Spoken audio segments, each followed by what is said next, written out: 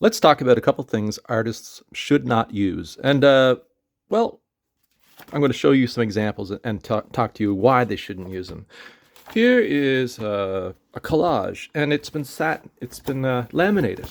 Uh, Also, the artist has used markers.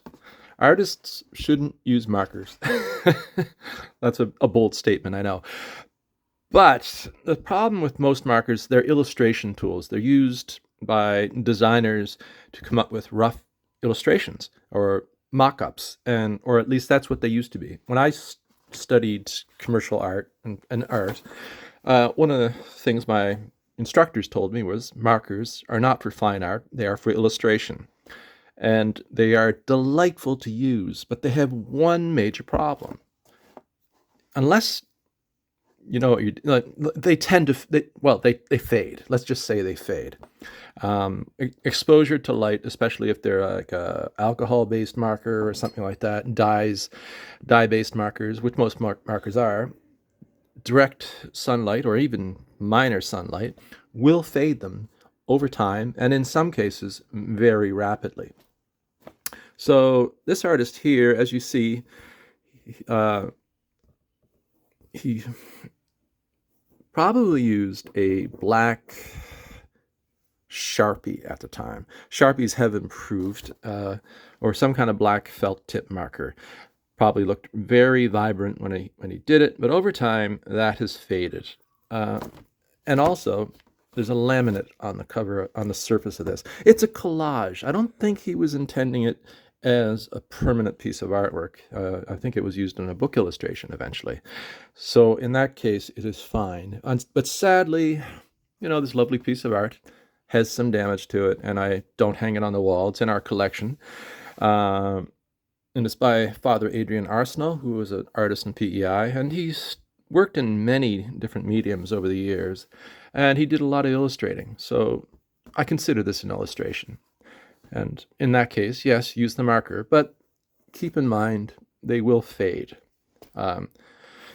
Here is a piece of artwork that was also a marker, and it was presented as a piece of art, but sadly, almost nothing remains except some very faint residues. Markers today are, there are better markers today than there were 30, 40 years ago. I still wouldn't use them for a finished piece of artwork. They're a great illustrating tool. They're great in a sketchbook, but putting them on